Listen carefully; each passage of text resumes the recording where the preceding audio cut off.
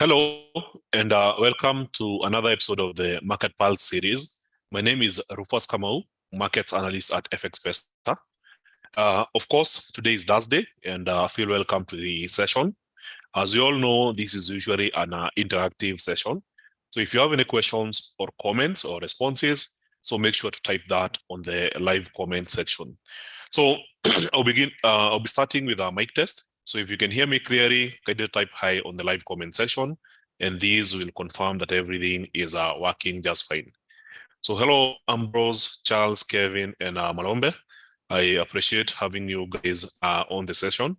So today, I'm going to be doing something very interesting. I'll be looking at 5 key setups that are very important to be trading this week and next week. And once you get through this, hopefully you will be able to identify trading opportunities for yourself. So as usual, this is purely educational. It's not investment advice.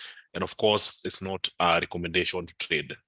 So that aside, let's begin by looking at what happened over the week. There were key changes that happened in the markets this week that are basically leading to the current trends. So the very first thing, which was the most important thing in the week, is US inflation data. So US CPI came in at 0.2% month over month, meaning that January prices in the US increased by 0.2% in the month of June. So the overall expectation was 0.3%. So this was good for the Fed. Remember, the US Central Bank or the Fed has basically been looking to reduce inflation to a 2% target.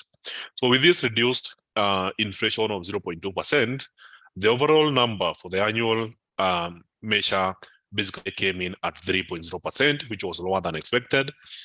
The expectation was 3.1%.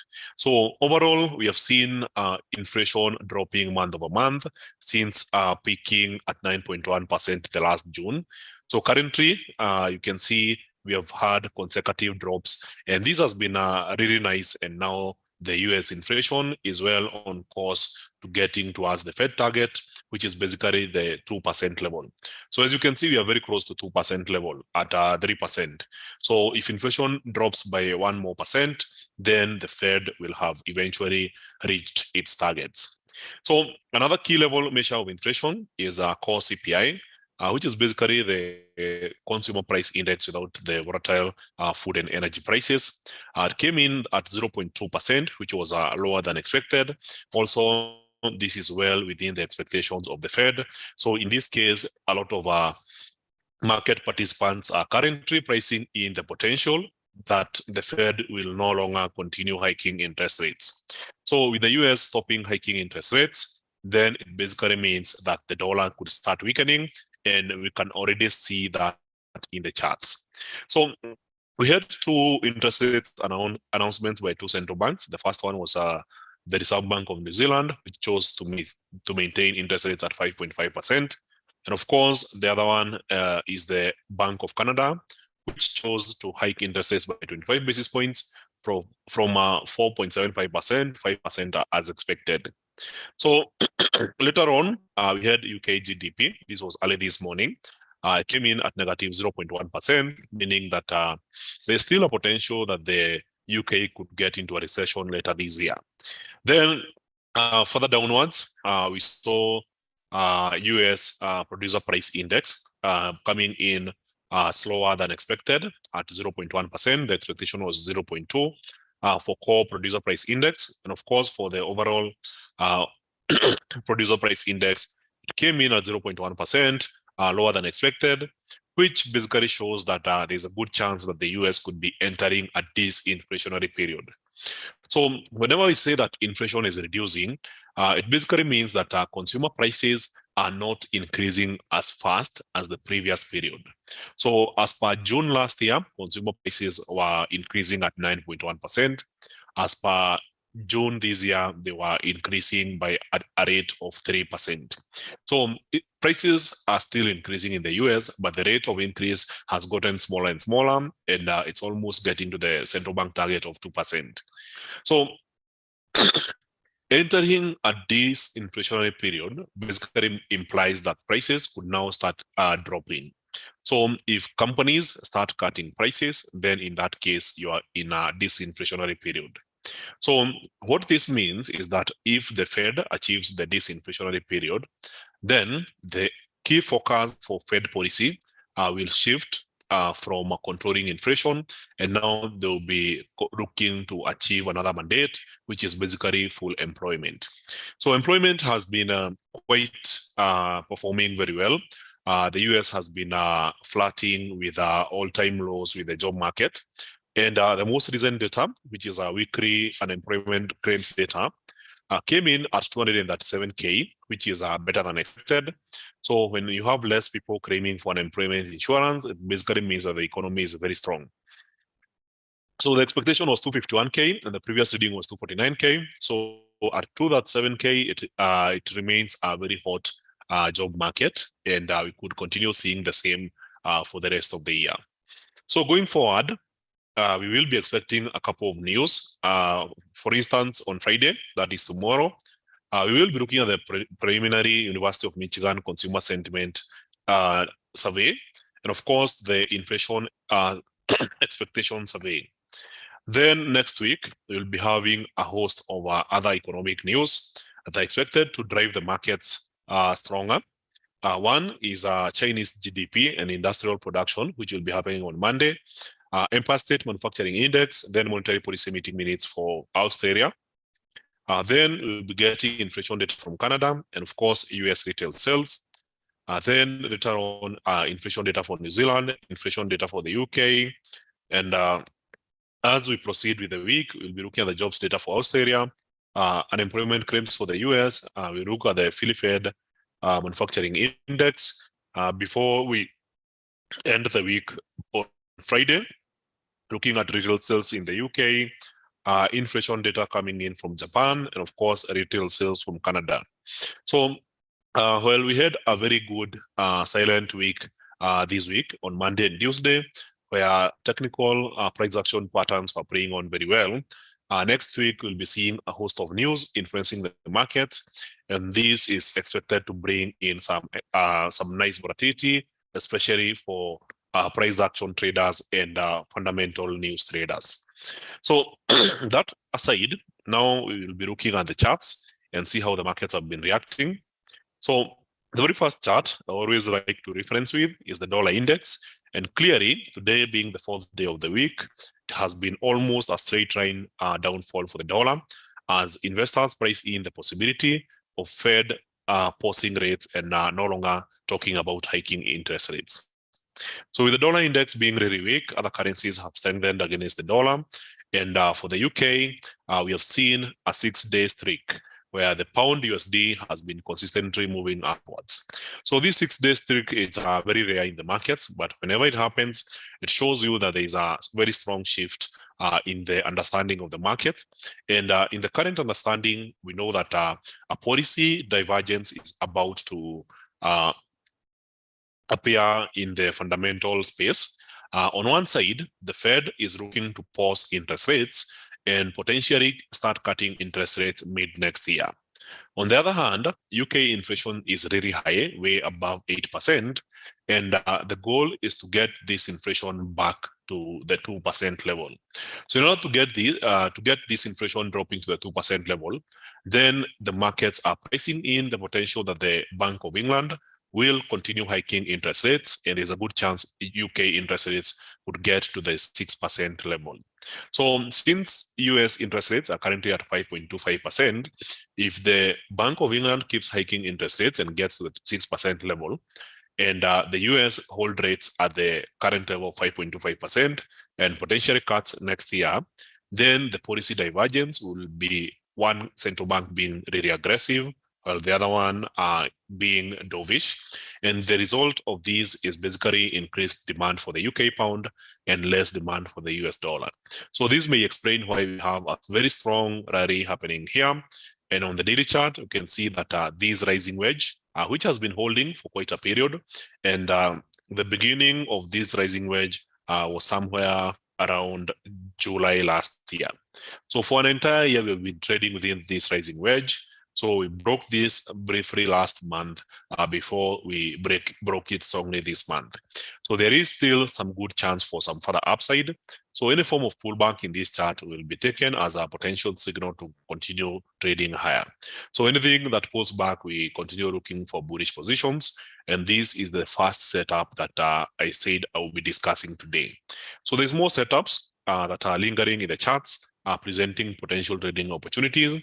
So if you enjoyed the current rally, well and good. But if you didn't, then it's not too late. You can wait for some pullback and continue trading this chart higher. So of course, practice proper risk management. Don't go all in. And of course, if you don't know what you're doing, then you should probably seek some education first or seek out a professional. So besides this, there's another chart I want us to focus on today. And this is the Euro 50 rolling cash index. So the Euro Stocks 50 cash index has been making some really good swings. So I remember tweeting about this current previous swing where the market found resistance here and then made a very nice drop all the way down to a level of 4,210 before bouncing and getting all the way back within a week. So now we can see from the last or the previous 4-hour candlestick, there has been some form of rejection of higher prices, and you can already see sellers entering this market. So from the 1-hour chart, this is how it looked like. The market was currently on a 5-day streak running upwards. So after getting to this particular resistance, you can already see there's some signs of rejection, and there's a good chance we'll be seeing the market begin to swing back downwards. So it's a chart that has been giving, or I would say a gift that keeps on giving. So whenever you're able to capture such a good swing, then you're able to enjoy some good profits from the swing. So there is a good chance we'll be seeing the market pull back downwards, but it's not usually a straightforward thing that the market will reverse immediately. So you have to be careful while you are trading these charts. So sometimes it so happens that the market will get to a support level, show you some signs of going up, but then kick you out before moving up. So you can see the first set of candlesticks here are indicating a rejection. You can see the green candlestick with a long tail towards the lower side, indicating a rejection. So if you bought here and then the next time, the next 2 candlesticks just kick you out, kick you a stop loss, and then the market eventually moves in the same direction. So you have to be aware of a potential play here, where the market could go up again, trigger your stop loss before going back downwards. So you have to be aware that that could play out in the Euro 50 index. So the other very interesting chart seems to be the French stock market index, the CAC 40.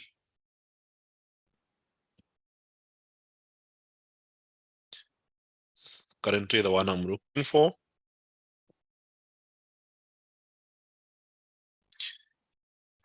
So the French stock market index is also at a very interesting price level. So notice there's a very good trend line that has been acting as resistance on this chart since April last year. Then we saw the market swinging by the same level in May. Then here we can see June. Actually, it's April this year, sorry, not last year. So April, May, then June, and then July. So all these swings are basically going along this particular trend line, same for this one. And now the market has come back to the same level, and we can see the price action that is happening around this area. So the market attempted to break that trend line, did not manage, and immediately it got here. This is when we had the first strong red candlestick. The last time we had such a candlestick was all the way down here around this area, here, and of course here. And this was during the downswing. So the upswing maintained the momentum very well for 5 straight days. And now it could be some time to start considering a potential bounce and the market starts moving back downwards. So of course, remember, it's very important to practice proper risk management. Sometimes the market will retest such resistance levels. And of course, if the stock market is really great, there's also a potential that the market could break and move higher. So if there's a break and the market moves higher, then this will become a nice target. So if we happen to see a nice break here, then we could go for 7,527. But the high likelihood is that the market keeps behaving the way it has been, and gets back to the 7,104 price level. So it's a really interesting scenario where you could get up to, let's say, 1:6, 1:7 risk reward ratio on such a position. So it will be a very interesting pair to observe going forward, since there could be a trading opportunity either by the end of this week or by next week. So the other chart that is really important today is the Bitcoin chart. Seems to have entered into a 4-week range. So somehow, after making this big run in June, Bitcoin has been unable to break a resistance level around 31,489, and of course, a support level of 29,543. So it's a very important chart here. So all you have to do is to observe for a potential break, where if there's a break upwards, we trade higher. And of course, if there's a break downwards, then we basically trade lower. So potentially, if the break happens to the upper side, go for bullish positions.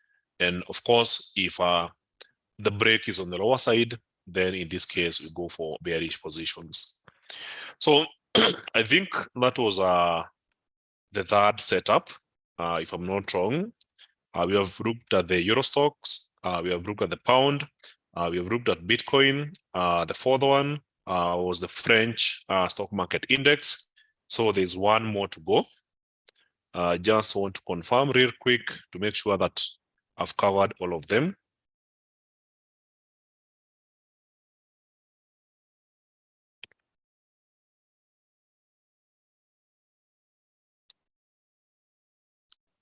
Yes, there's one more, and the last one is Brent oil.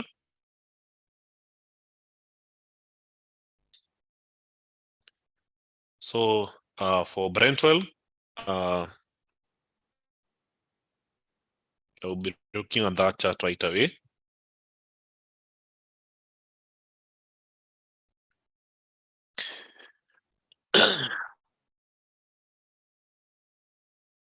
So this is the Brent oil chart on a daily time frame.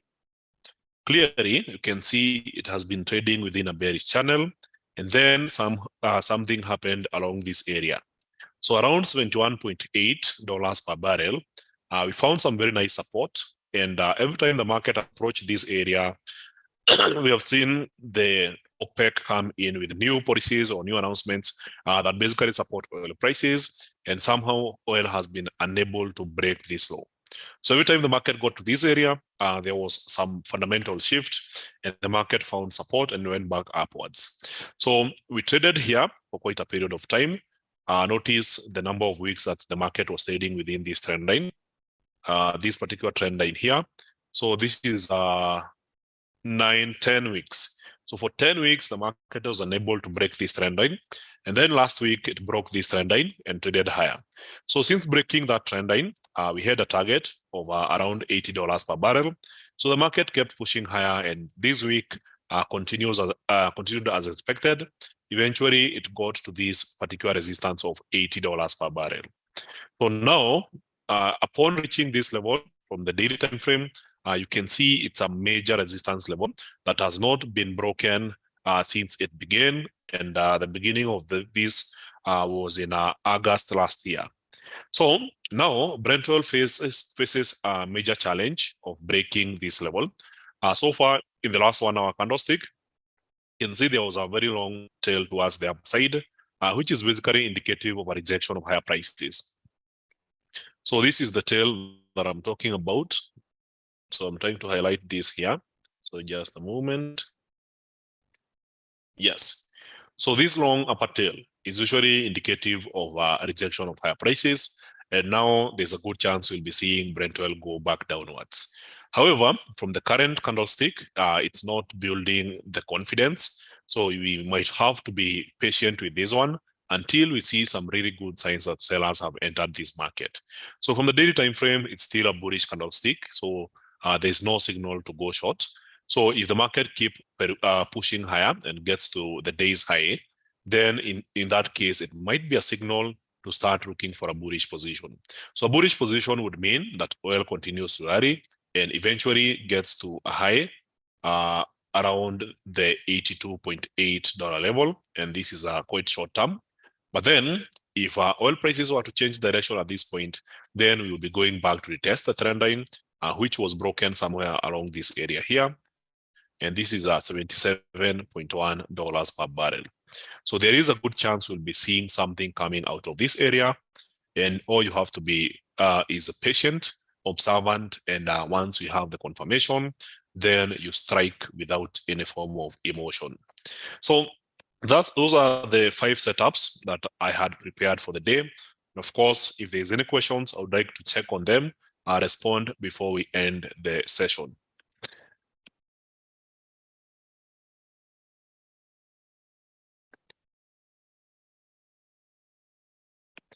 So hi Nzomo, hi Lemuel and Philip. Thank you guys for joining the session. So far, the comment section is quite clear. I'm not seeing any kind of questions. I don't know whether it's my internet or anything. So I'll try to refresh just to make sure that I don't miss anything. And if everything is perfect, then hopefully everyone will keep those charts on their watch list. And if a trading opportunity appears, then you know exactly what to do. So in addition to that, I have also tweeted an entire thread on the 5 different setups. So I could share the link with you so that we'll be doing live updates on the 5 setups. And if there's some good opportunities, then you'll be able to capture them in due time.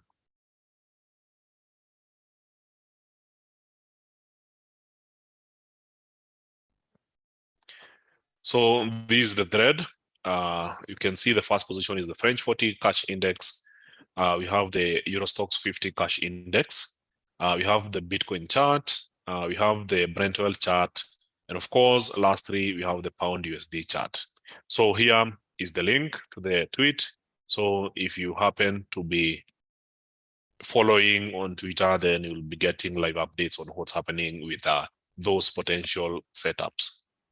So any signs for the dollar strengthening? Yes, the dollar doesn't sell for long. So we will be seeing some form of pullbacks perhaps happening on Friday, and that's tomorrow. So there is a good chance we'll be seeing markets pulling back downwards. So I'm seeing a comment here saying that the picture is not clear. So that's why I shared the link on the live comment section so that you can click through and you'll be able to go through all the setups that I discussed today on the Twitter thread that I just posted. So yes, the dollar is really weak and it's keeping on selling. So if you are a person who have been buying the dollar, this is not the right time. So if you are hoping that the dollar will recover, I don't like trading based on hope. We call it hopium. So in this case, whenever there is such a big sell-off, it's not good to be on the buy side. You'd rather just get out of the markets. But then there's still some hope we'll be seeing some form of pullback as you approach the end of the week. Remember, at some point when this keeps on selling like this, there's a lot of traders who are making profit and they will be taking profit, which is basically meaning that they will be buying the dollar. So towards the end of the week, we'll be seeing some form of pullback, and that could be bringing a much awaited breather. And for those looking for opportunities, in this case, we would say if the dollar takes a breather, then the pound USD will provide the necessary pullback so that we can continue trading it higher, just like we saw here, the market pulling back downwards and then going ahead to rally all the way up. So that's it for the day. Thank you very much, guys, and I hope to see you on the next session. Sustained inflation in the UK would break the economy. I think it's about to get worse. Beginning this month, the UK was providing subsidies in energy bills up to £400 per household. And beginning this month, they won't be getting that. And in that case, it means that energy prices will be just spiking higher. And of course, we have just seen the Brent oil prices are moving higher. So it's going to get worse. And in order to control the high inflation, the Bank of England must or is challenged to continue hiking interest rates, and they should observe the current trends and push rates higher aggressively, at least to 6% or even higher, in order to take control of the situation. So already the mortgage interest rates are threatening the housing market. Yes, it's a big challenge, but all the conditions have to soften. The housing market has to soften. The job market has to soften. Everything needs to soften until prices stabilize. Otherwise, at the current rate, it's really bad and it could break a couple of sectors within the UK economy. So the central bank must act aggressively, the same way we saw the US doing last year, where it was implementing 75 basis point hike on each sitting up until they were able to control inflation.